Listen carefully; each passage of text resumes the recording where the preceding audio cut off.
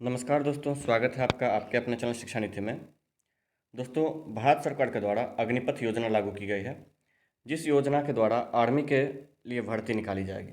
इसमें इस बार 46,000 वैकेंसी निकाली जाएगी। इस वैकेंसी में कुछ खामियां जो सामान्य तौर पर दिख रही हैं, उस खामियों के कारण आज देश भर में रोष है और देश भर में इसके विरुद्ध आवाज़ उठ रही है।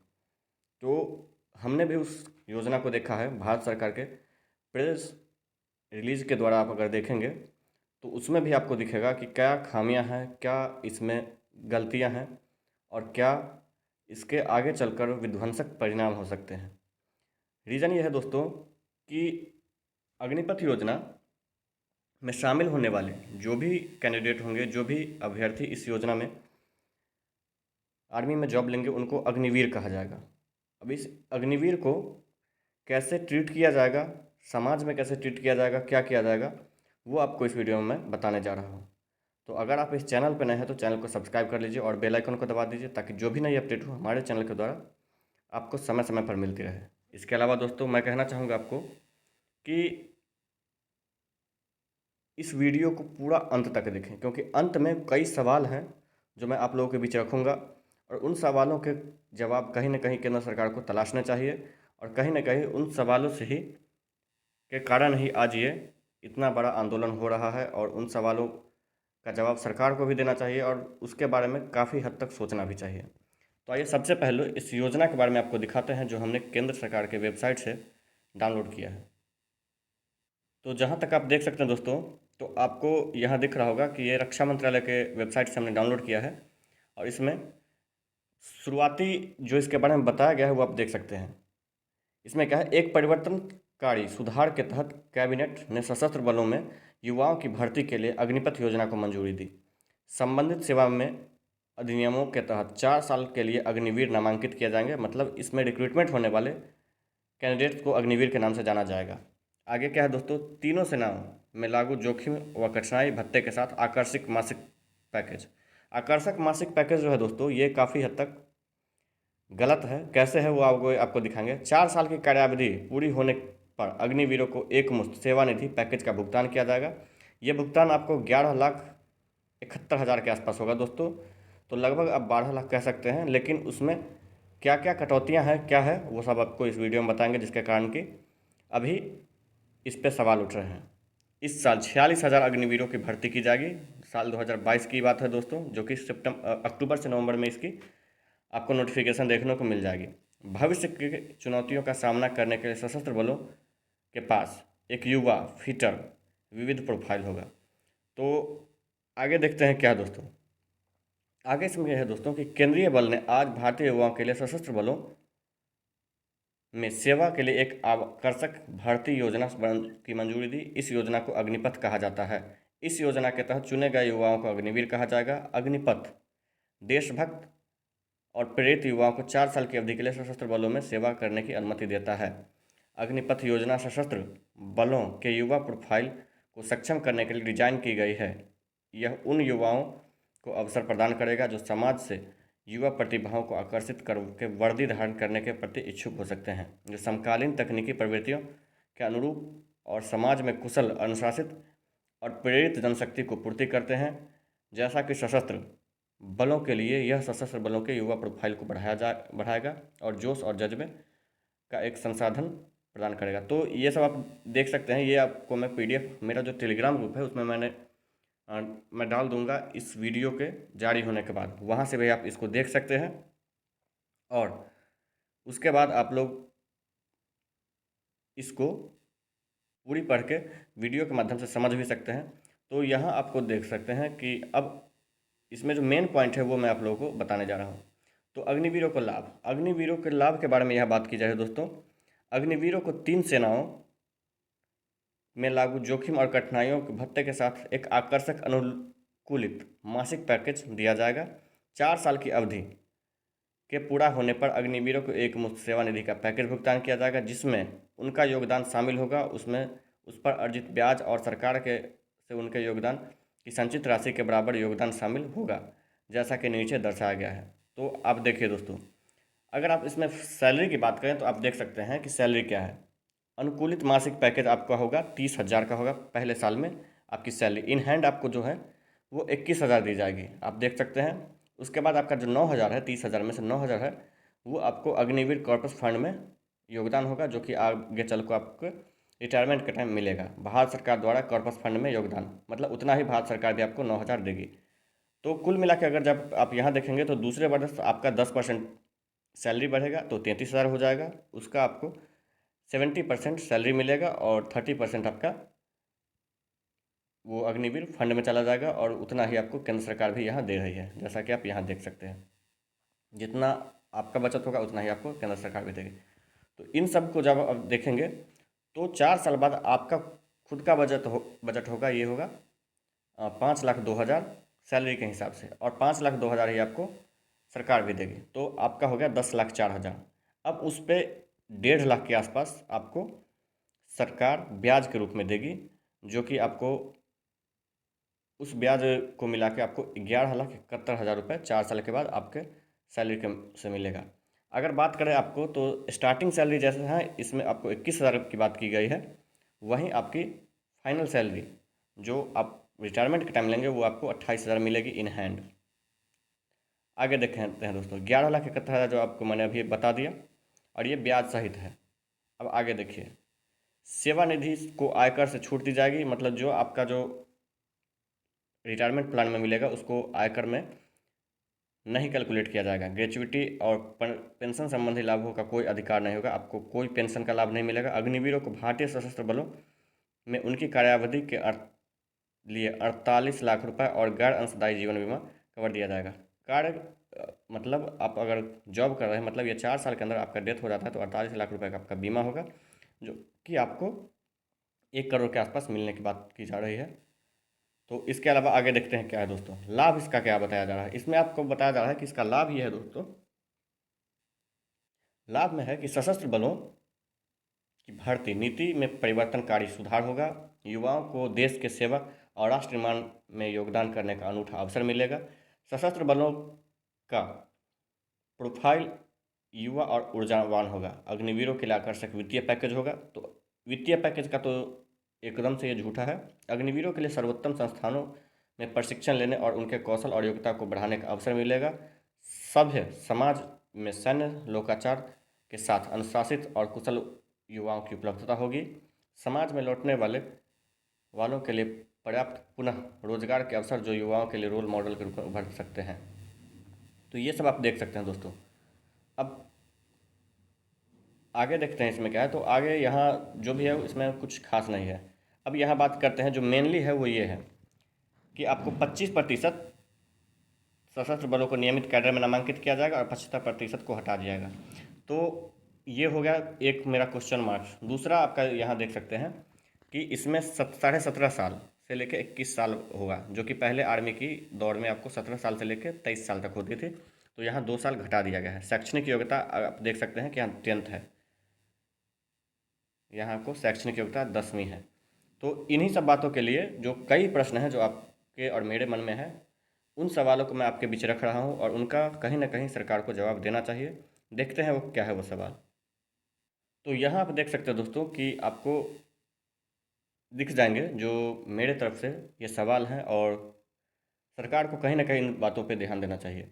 सबसे पहला सवाल है कि 4 साल से वैकेंसी नहीं आने के कारण जो एज क्राइटेरिया बढ़ाने के बजाय घटा दिया गया है। तो आप समझ सकते हैं दोस्तों कि 17 से 23 था, जिसको 21 कर दिया गया है। अब आप बताइए कि 2018 में लास्ट वैकेंसी आई थी। 2018 में लास्ट वैकेंसी आने के बाद अगर आप बात करें तो 18 से 19, 20, 21 और अभी 22 चल रहा है। इन 4 सालों में जिनका अगर मिनिमम आप मान सकते हैं इसका क्वालिफिकेशन 10th है, तो 10th 17 साल में होता है, तो 17 और यहाँ 4, 21 साल उनका हो चुका है। जो जिन्होंने 17 में पास आउट किया होगा, सॉरी 18 में पास आउट किया होगा ये 10th, वो इस फॉर्म के लिए एलिजिबल ही नहीं है, मतलब उनको एक बार भी मौका नहीं मिला।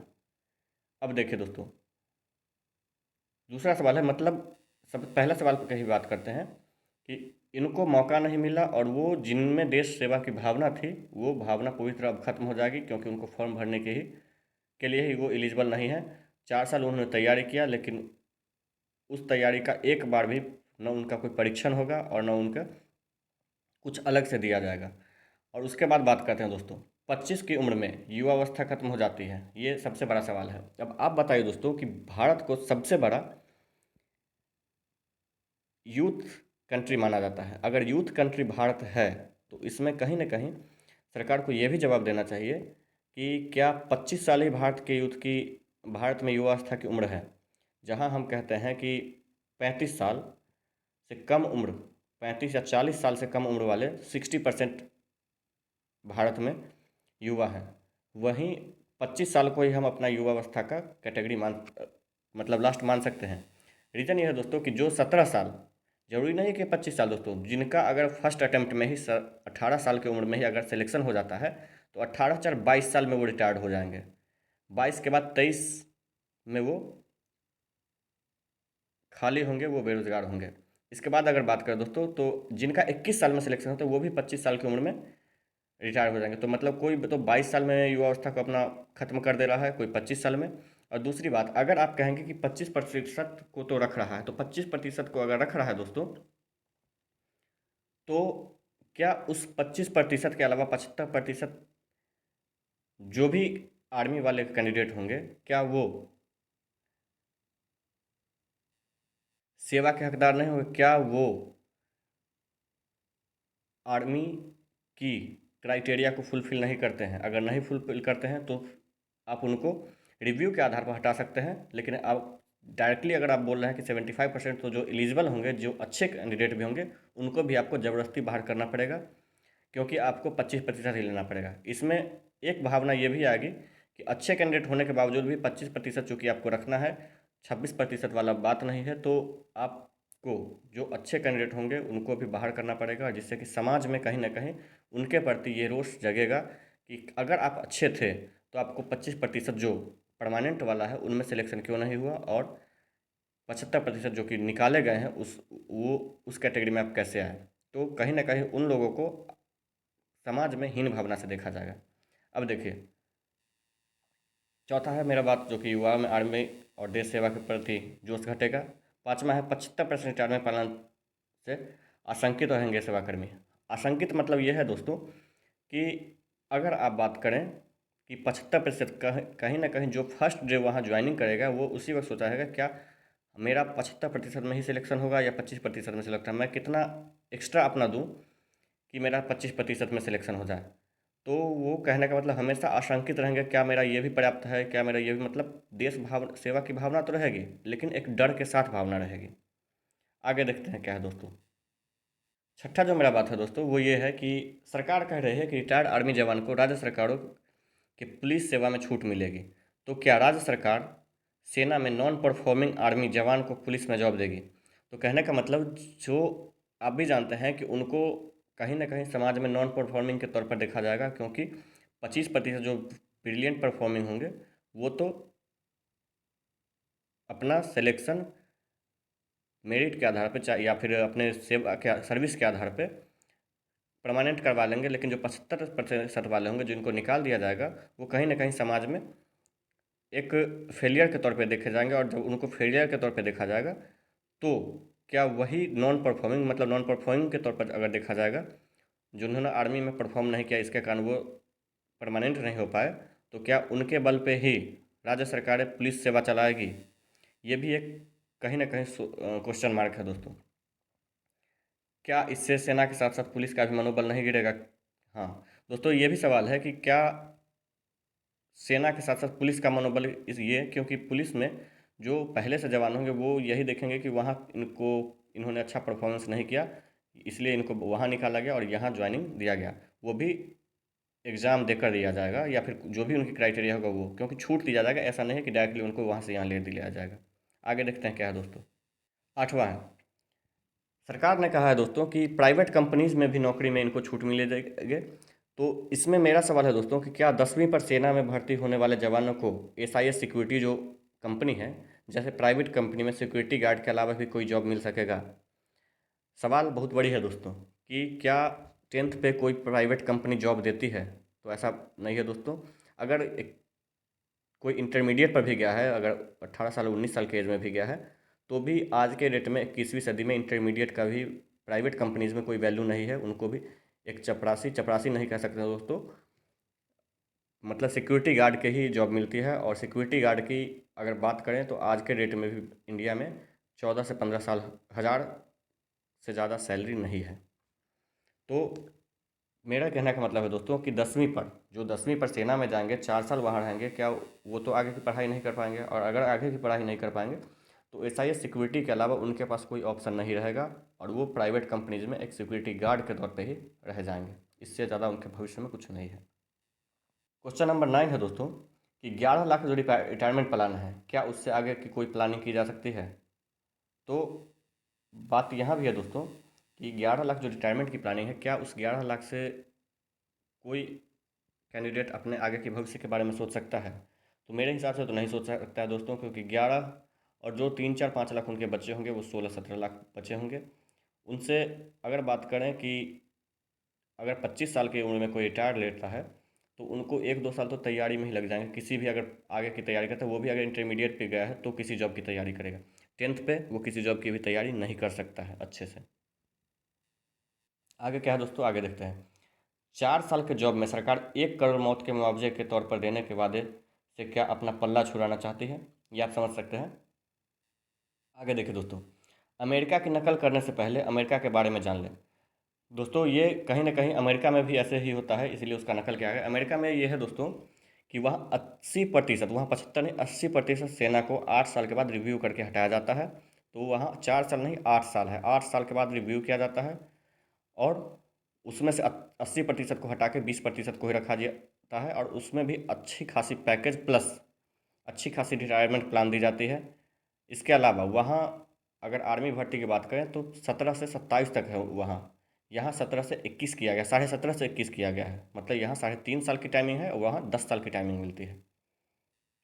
अगर फ़ायदा की बात करें दोस्तों तो फ़ायदा मुझे दो ही नज़र आया है। एक, पेंशन के तौर पर खर्च होने वाले पैसे बचेंगे जो सरकार को बचेंगे, और दूसरा तो उसमें भी सवाल यह है कि जब पेंशन के पैसे बचेंगे तो सेना के नाम पर महंगाई और बढ़ने वाले पेट्रोल के डीजल पर टैक्स के पैसों का क्या? कहने का मतलब कि सेना की सैलरी के नाम पर भी कहीं ना कहीं टैक्स लिया जाता है, जो कि आपको राष्ट्रीय सुरक्षा के तौर पे आपको लिया जाता है। और दूसरी, तो उसमें जो टैक्स, जब पेंशन का पैसा बचेगा तो उस महंगाई का क्या? सेना में जवानों की औसत उम्र घटेगी, ये एक फ़ायदा है। लेकिन दुनिया के सबसे युवा देश कहलाने का फिर क्या फ़ायदा? अगर सबसे युवा देश हैं हम, तो क्या 25 साल ही मेरा एज है? वैसे 25 नहीं दोस्तों, ये 22, 23, 24 ही है, इसको कह सकते हैं, लेकिन हम एवरेज लेके चल रहे हैं कि 25 साल ही हमारा एज रहेगा। सरकारी आंकड़े के हिसाब से इसके बाद 26 साल हो जाएगी, तो 26 साल हो जाएगी तो वो पहले वालों का मिला के, जो 32, 34, 36 वाले अभी जॉब कर रहे हैं उनको मिला के। तो यही सब सवाल है दोस्तों, और यही कुछ, मुझे तो दो ही फ़ायदे नज़र आए हैं। अगर आपको कुछ एक्स्ट्रा फ़ायदे नज़र आते हैं तो आप लोग कमेंट बॉक्स में कमेंट ज़रूर करें, और देखते हैं आगे क्या होता है। वैसे अभी जो भी आंदोलन हो रहे हैं वो सरकार को उसको सुनना चाहिए और कहीं ना कहीं इस पर फैसला लेना चाहिए। धन्यवाद। पिघला दे